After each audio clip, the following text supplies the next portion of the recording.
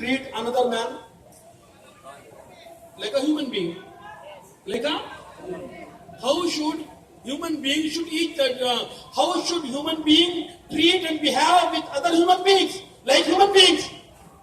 इंसान के साथ कैसे पेश आए, इंसानियत से पेश आए, इंसान जैसे पेश आए. तो आपने उनसे तबलीग करते हुए, उनको समझाते हुए ये कहा, अगर तुम मुझको नबी नहीं मानते ना मानो, रसूल नहीं मानते ना मानो, कम से कम इंसान तो मानो.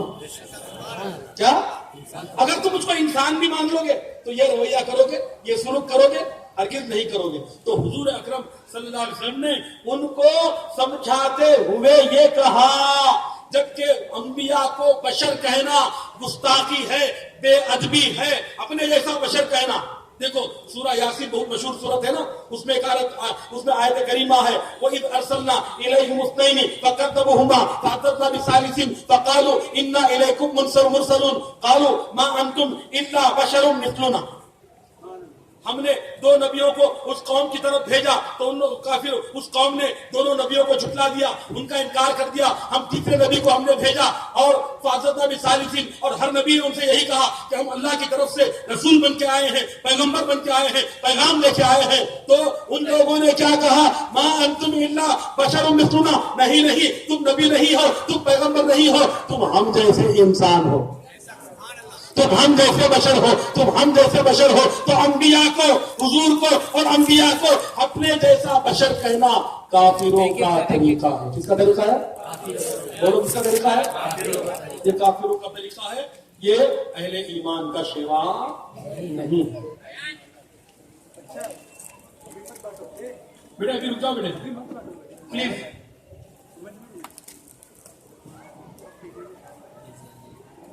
थोड़ी देर रुक जाइए.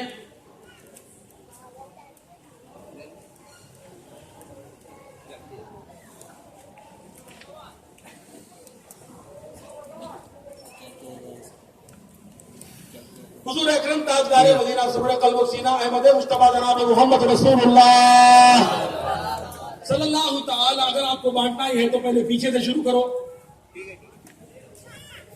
क्या पहले पीछे से आप शुरू करो कि वो पीते रहे और सामने वाले सब्र करें, और जब फिर यहां तक आ जाएगा तो वो शक्कर का शरबत पी के शक्कर से शुक्र अदा करें. आका अलैहिस्सलाम ने फरमाया, मन रानी, सुभान अल्लाह, मन रानी वो रामन रानी हर्रमल्लाहु अलैहिन नार. जिसने मुझे देखा और उसको देखा, जिसने मुझे देखा, जिसने मुझे देखा वो कौन हुआ? सहाबी. क्या हुआ? बोलो सहाबी. और जिसने मेरे देखने वाले को देखा वो कौन? ताबई. अल्लाहु अलैहिन नार, अल्लाह ताला ने उन पर जहन्नम को हराम कर दिया. जहन्नम उन पर हराम है, दोज़ख उन पर हराम है, जिसने एक निगाह से ईमान की मुस्तफा को देख लिया. तो सरकार के एक लम्हा, कुछ लम्हे जिसने कलमा पढ़ के हुजूर की बारगाह में गुजार दिए वो सहाबी हो गए. सरकार दो आलम ताजदार मदीना सुर्र कल्ब सीना मोहम्मद रसूलुल्लाह सल्लल्लाहु तआला अलैहि व आलिहि व सहबिहि व सल्लम ने इरशाद फरमाया. क्या इरशाद फरमाया? अस्हाबिकन नुजूम फबिअय्यिहिम इह्तदैतुम. मेरे सहाबा हिदायत के सितारे हैं. क्या है? हिदायत के सितारे. हिदायत के सितारे हैं. बिअय्यिहिम इह्तदैतुम. तुम किसी एक भी सहाबी का दामन थाम लो, तुमको हिदायत मिल जाएगी. क्या मिल जाएगी? मेरे सहाबा रोशन सितारे हैं, हिदायत के सितारे हैं. अगर तुम एक की भी पैरवी करोगे तुमको मंजिले मकसूद मिल जाएगी. सहाबा को क्या फरमाया? सितारे फरमाया. क्या फरमाया? सितारे. और अहले बैत को क्या फरमाया? कश्ती फरमाया. सुभान अल्लाह. क्या फरमाया? कश्ती. मसलु अहली बैती कमसल सफीनत नूहिन. सुभान अल्लाह. मेरे अहले बैत की मिसाल सलाम की कश्ती जैसी है। कैसी है? वो मन रकबहा नजा, जो उस कश्ती में बैठा वो पार लग गया। वो मन तखल्लफ अन्हा हलका, जो उस कश्ती से दूर रहा वो हिलाक हो गया। अब ये एक फिरका है जो सहाबा रखता है,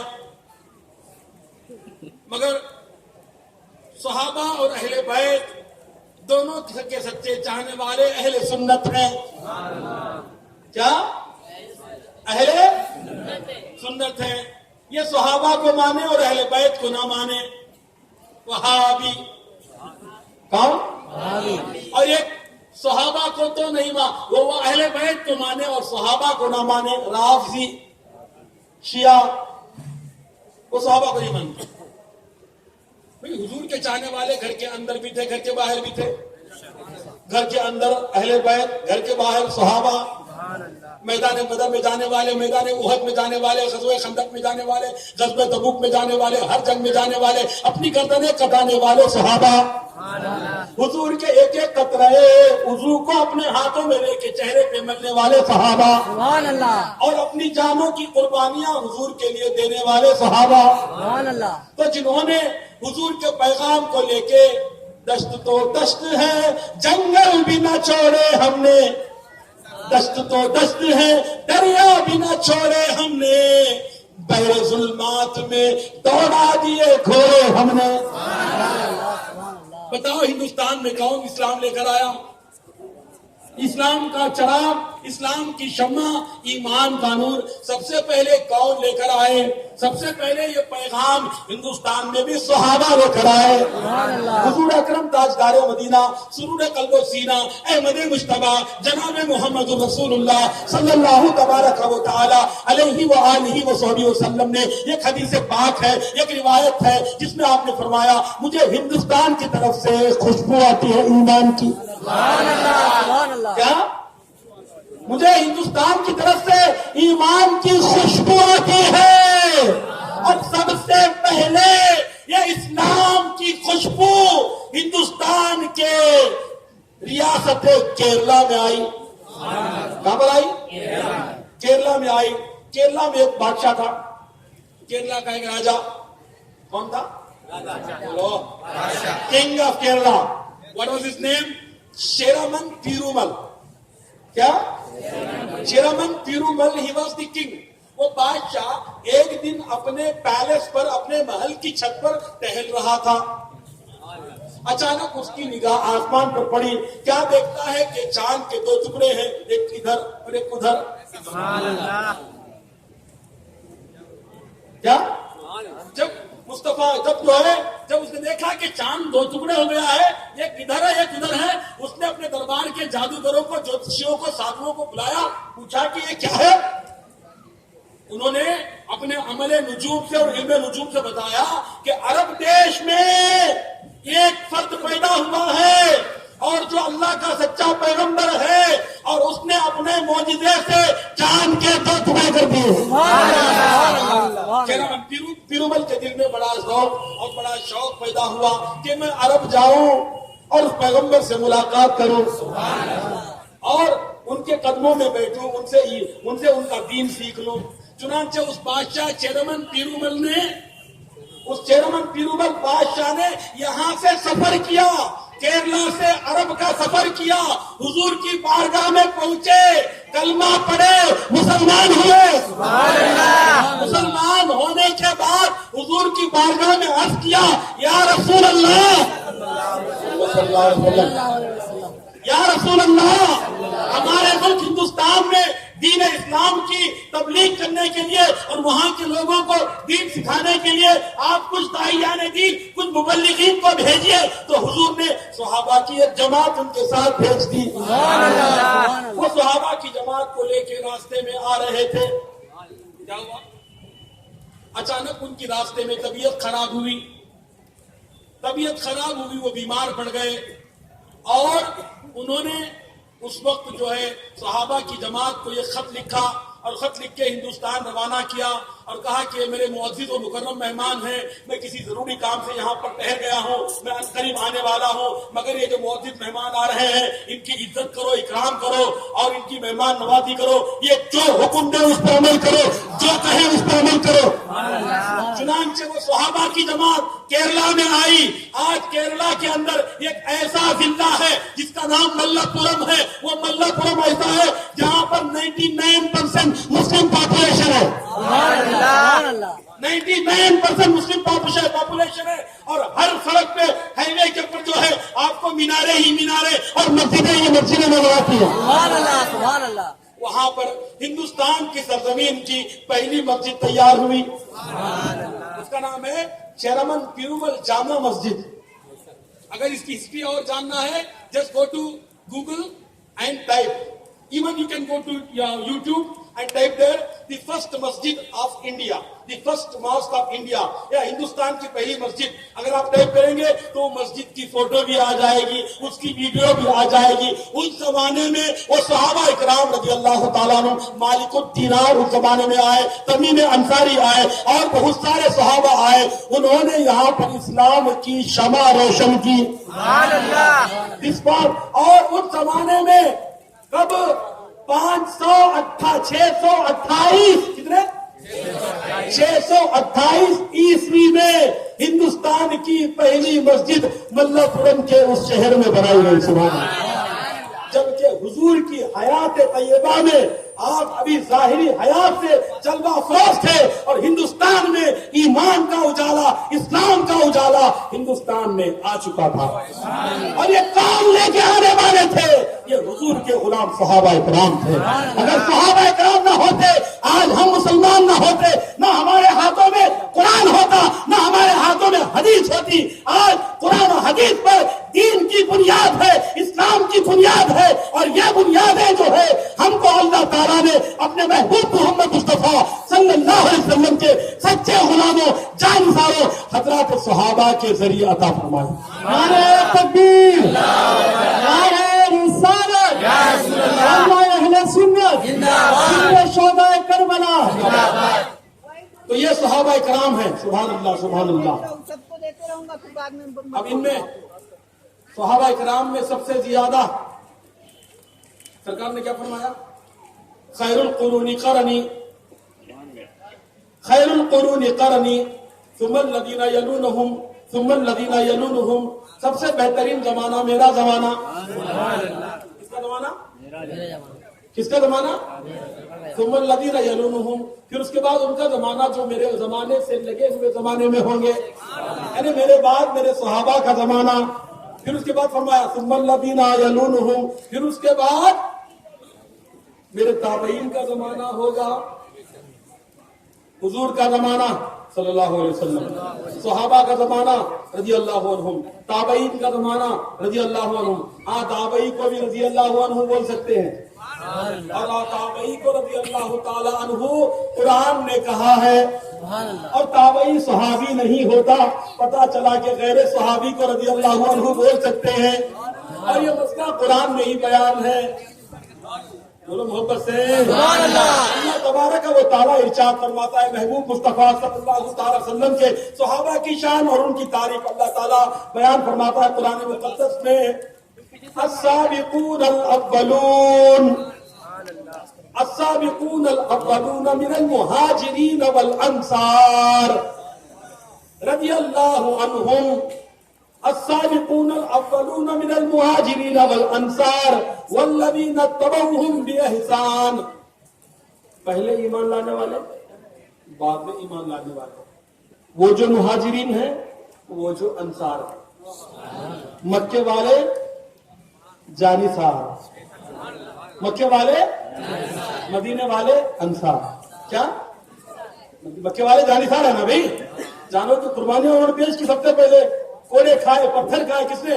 مکے کے صحابہ نے، وہ مہاجرین نے جانصار ہے، اور مدینے والے مدد کرنے والے انصار۔ کیا اب غیر اللہ سے مدد مانگنا شرک ہوتا تو اسلام میں کسی کا نام انصار نہ ہوتا؟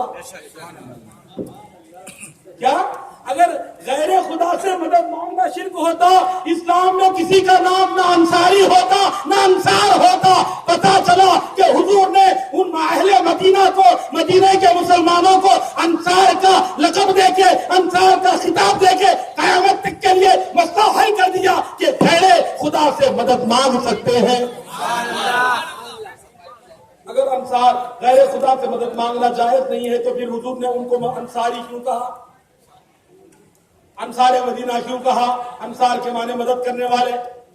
انہوں نے مدد کی، اہل ایمان کی مدد کی، مسلمانوں کو ویلکم کیا، اپنی جائیدادیں، اپنے گھر، اپنے بار، اپنے جائیداد، اپنے کھیت کھلیان، اپنے جانور، ہر چیز انہوں نے مسلمانوں میں تقسیم کی. اللہ تبارک و تعالیٰ کے رسول نے فرمایا انصار کی محبت ایمان کی نشانی ہے.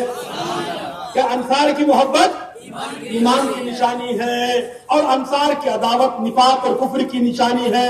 انصار سے محبت وہی کرے گا جو مجھ سے محبت کرتا ہے. حضور کو انصاریوں سے محبت تھی. کیوں تھی؟ اس لیے کہ سب سے پہلے انہوں نے اسلام کی مدد کی. اور جب مکے سے مسلمان ہجرت کر کے اپنے گھر بار جائیداد سب کچھ چھوڑ کے آئے تو یہ صحابہ وہ ہیں جنہوں نے دین کے لیے، اسلام کے لیے، محمد مصطفیٰ کے لیے اپنے گھر بار کو چھوڑ دیا اور کاروبار کو چھوڑ دیا، جائیداد کو چھوڑ دیا، بیوی بچوں کو چھوڑ دیا، سب کچھ چھوڑ کے وہ مصطفیٰ کا دامن تھام کے مدینہ آ گئے. تو پھر ایسی جگہ ہو گئے، ایسے انہوں نے کارنامے انجام دیے کہ رہتی دنیا تک ان کے کارنامے زندہ رہیں گے. یہ صحابہ کی شان ہے، یہ صحابہ کی شان ہے. صحابہ سے دشمنی کرنے والا، کسی ایک صحابی کی بھی دشمنی اور اس کی شان میں گستاخی بے ادبی کرنے والا وہ گمراہ بدعتی ہے. وہ اگرچہ ابو بکر صدیق کو مانے، حضرت عمر کو مانے، عثمان غنی کو مانے، مولا علی کو مانے، تمام صحابہ کو مانے، مگر ایک صحابی کی شان میں بھی اگر گستاخی کرتا ہے تو وہ بدعتی ہے، گمراہ ہے، جہنمی ہے، لعنتی ہے. بچو صحابہ کی گستاخی سے.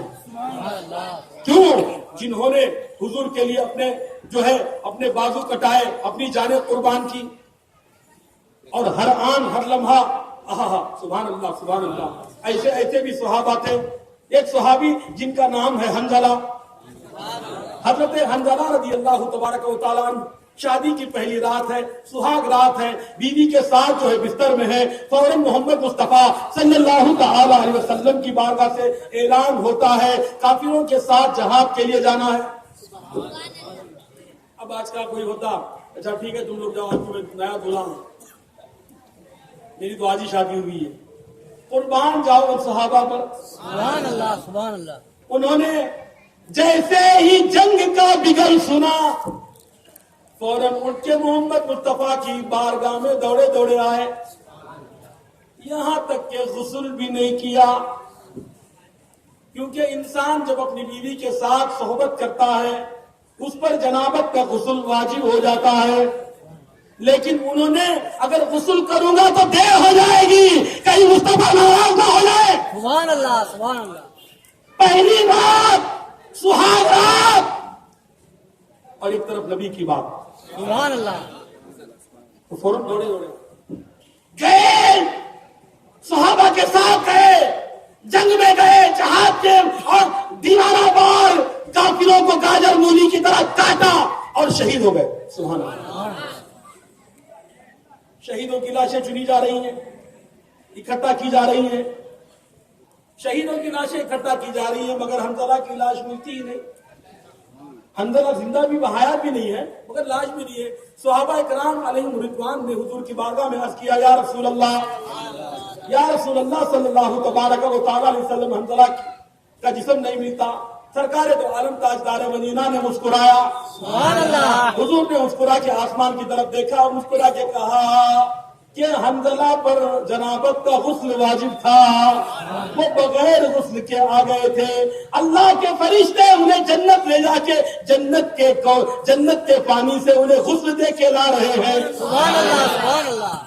جنت کے پانی سے اہل جنت نے، ملائکہ نے صحابی رسول حنظلہ رضی اللہ تعالیٰ عنہ کو غسل دیا، اور قیامت تک کے حضور نے ان کو اپنی زبان مقدس سے یہ خطاب دے دیا، یہ لقب دے دیا، حنظلہ غسیل الملائکہ، یہ وہ شاندار صحابی ہے جس کو اللہ کے ملائکہ نے غسل دیا. سبحان اللہ سبحان اللہ. اللہ کے ملائکہ نے غسل دیا. یہ شان صحابہ ہے. ہم شان اہل بیت کے بھی قائل ہیں اور شان صحابہ کے بھی قائل. کوئی صحابی کو مانے اور اہل بیت کو نہ مانے تو وہابی، اور اہل بیت کو نہ مانے، اہل بیت کو مانے اور صحابی کو نہ مانے تو شیعہ. لیکن ہم کسی کی گستاخی نہیں کرتے اور سب کو اتنا ہی مانتے ہیں جتنا ماننا چاہیے. کیا؟ اتنا ہی مانتے ہیں جتنا. ہم غلو نہیں کرتے. We don't exceed the limits. We don't do exaggeration. ہم اتنا ہی مانتے ہیں جتنا ماننا ہے، جتنا ان کو ماننے کا حق ہے، جتنا خدا نے فرمایا اور مصطفیٰ نے فرمایا. ہم سب کو ان کا حق دیتے ہیں. اور صحابہ کرام نے سب سے افضل صحابہ کون ہے؟ سب سے افضل صحابہ کون ہے؟ صحابی نہیں، صحابہ. سب سے افضل صحابہ ہیں 10. کون ہے؟ کتنے ہیں؟ سب سے افضل صحابہ 10 ہیں جن کو کہا جاتا ہے عشرہ مبشرہ. کیا کہا جاتا ہے؟ عشرہ کے معنی 10. اسی سے بنا ہے عاشورہ. کیا؟ عاشورہ. عشرہ مبشرہ. مبشرہ جن کو خوشخبری دی گئی، یعنی حضور اکرم تاجدار مدینہ سرور قلب و سینہ احمد مصطفیٰ محمد الرسول اللہ صلی اللہ تعالی علیہ وسلم نے ان صحابہ کی شان میں فرمایا سبحان اللہ مالک کونین ہیں وہ بس ہے. مالک کونین ہیں وہ پاس کچھ رکھتے نہیں. مالک کونین ہیں وہ پاس کچھ رکھتے نہیں. یا رسول اللہ 2 جہاں ہیں، 2 جہاں کی کنجیاں ہیں آپ کے خالی ہاتھ میں. جس کو جو چاہے وہ عطا کر دیا. تو ایک دن حضور نے کیا فرمایا؟ ابو بکر فی الجنہ، عمر فی الجنہ، عثمان فی الجنہ، علی فی الجنہ، ابو عبیدہ فی الجنہ، عبد الرحمن بن عوف فی الجنہ، سعد بن ابی وقاص فی الجنہ، طلحہ فی الجنہ، سعید فی الجنہ، زبیر فی الجنہ. یہ پورے 10 صحابہ کرام کو آپ نے دنیا میں ہی جنت کا سرٹیفکیٹ ادا کر دیا. سبحان اللہ سبحان اللہ. کیا؟ جنت میں، دنیا میں ہی جنت کا سرٹیفکیٹ ان 10 صحابہ کو حضور نے دنیا میں عطا کر دیا. اور اعلیٰ حضرت امام اہل سنت فرماتے ہیں وہ 10 جن کو جنت کا مجتبی ملا، اس مبارک جماعت پہ لاکھوں سلام. سبحان اللہ. یہ 10 صحابہ ہیں جس میں 4 خلفائے راشدین ہیں. یہ 10 ہیں جس میں 4 مصطفیٰ کے یار ہیں سبحان اللہ. جن سے خدا کو بھی پیار ہے. سبحان اللہ. اور ان کے ابو بکر سردار ہیں. کون سردار ہے؟ ابو بکر ان سب کے سردار. ابو بکر امام صحابہ، ابو بکر جو ہے سردار صحابہ، ابو بکر تمام صحابہ کے سردار. یہ سید الصحابہ، تمام صحابہ کے سردار سیدنا ابو بکر صدیق رضی اللہ تبارک و تعالی عنہ ہے. آقا نامدار مدنی تاجدار محمد رسول اللہ صلی اللہ تبارک و تعالی علیہ وآلہ وصحبہ وسلم نے سیدنا ابو بکر صدیق رضی اللہ تعالی عنہ کی شان میں فرمایا. کیا فرمایا؟ کیا فرمایا؟ لو كنت متخذا خلیلا لاتخذت ابا بکر. اگر دنیا میں میں کسی کو خلیل بناتا تو ابو بکر کو بناتا. لیکن ابو بکر میرا بھائی، سبحان اللہ، اور میرا دوست ہے اور میرا یار ہے. اور ابو بکر صدیق رضی اللہ تعالی عنہ کی شان میں اللہ تبارک و تعالی قرآن میں فرماتا ہے کیا؟ ثانی اثنین اذ ہما فی الغار. وہ 2 میں کے دوسرے تھے جب وہ دونوں غار میں تھے. کیا تھے؟ کہاں تھے؟ کون سے غار میں؟ غار ثور میں. سبحان اللہ. بولو غار ثور اسی لیے کہتے ہیں کہ بچوں کو اچھی صحبت میں بھیجو. اچھی صحبت میں جب بیٹھیں گے تو بچے بھی بزرگ بن جائیں گے. ہاں کیوں؟ بزرگی تو علم سے ہے نا، نہ بالوں کے سفید ہونے سے ہے نہ بڑے جسم سے ہے، بزرگی تو علم سے ہے. تو غار ثور میں جب یہ دونوں تھے، کون؟ حضور تھے اور ابو بکر صدیق رضی اللہ عنہ. اور اللہ تعالیٰ اس واقعے کو بیان فرما رہا ہے. ثانی کے معنی سیکنڈ، اثنین دو ہی تھے. کون تھے؟ دو ہی تھے، ابو بکر تھے اور حضور. اذ ہما فی الغار، جب وہ دونوں غار میں تھے. اذ یقول لصاحبہ، جب رسول اپنے صاحب سے کہتے. سبحان اللہ. سبحان اللہ. سبحان اب حضور کی صحابیت، ابو بکر ویسے صحابی ہیں کہ جن کی صحابیت قرآن سے ثابت. سبحان اللہ. یہ ایک ہی تو صحابی ہیں. کیا؟ ابو بکر ہی تو ایک ایسے صحابی ہے کہ جن کی صحابیت قرآن میں بتاتا ہے، جن کی صحابی ہونا قرآن میں ثابت ہے، قرآن بتاتا ہے، قرآن بیان کرتا ہے. اذ یقول لصاحبہ لا تحزن، جب وہ اپنے ساتھی سے کہتے، اپنے صحابی سے کہتے غم نہ کرو، don't worry, don't worry, don't be sad, ان اللہ معنا. تم کیا سمجھتے ہو اے ابو بکر، میں اور تم ہی ہوں، میں اور تم ہی ہیں، اللہ ہمارے ساتھ ہے. کیا ابو بکر وہاں پر رو رہے تھے، اس غار میں رو رہے تھے. کس لیے رو رہے تھے؟ اپنے لیے نہیں رو رہے تھے، مصطفیٰ کے لیے رو رہے تھے. کیونکہ وہ دیکھ رہے تھے کافر غار کے آس پاس گھوم رہے ہیں، ان کے قدموں کی آہٹ، ان کے قدم نظر آ رہے ہیں. ابو بکر رضی اللہ تعالیٰ عنہ کو یہ خوف ہو رہا ہے غار کے منہ پہ آ گئے، اندر گھس کے آ جائے، حضور کو تکلیف پہنچائے اور نقصان پہنچائے، تب کیا ہوگا؟ حضرت ابو بکر رو رہے تھے اپنے آقا کے لیے. اعلیٰ حضرت امام اہل سنت فرماتے ہیں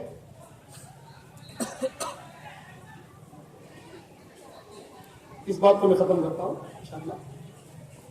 تو کیوں رو رہے تھے؟ اب ایک اعلیٰ اس واقعے سے جڑا ہوا اعلیٰ حضرت کا یہ ایمان افروز شعر ہے. سبحان اللہ.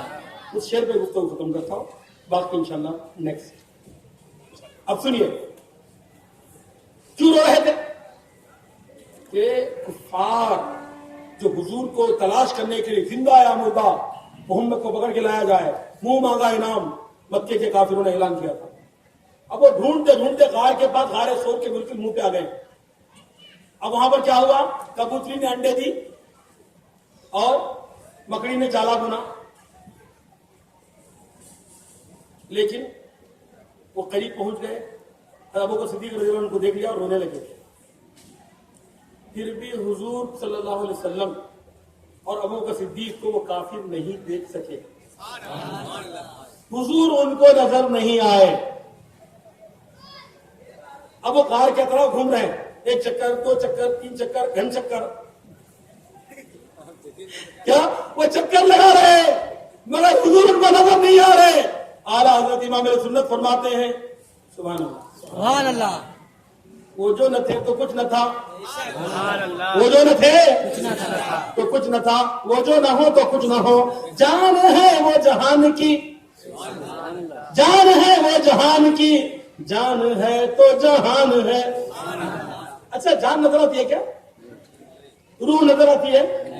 نظر آتی ہے. تو حضور تو ساری کائنات کی جان ہے، تو پھر کیسے نظر آئیں گے؟ اعلیٰ حضرت یہی بیان فرماتے ہیں جان ہے جان کیا نظر آئے. جان ہے، بولیے نا جان کیا نظر آئے. جان ہے جان کیا نظر آئے، کیوں عدو گرد غار پھرتے ہیں. کیا عدو دشمن جو ہے غار کے اطراف کیوں پھر رہے ہیں؟ حضور تو کائنات کی جان ہے اور جان بھی کسی کو نظر آتی ہے. سبحان اللہ. سبحان اللہ. جان بھی کسی کو نظر آتی ہے. یہ پھر پھر کے نہ چکر لگا کے گھن چکر بن جائے تو بھی ان کو حضور نظر نہیں آنے والے.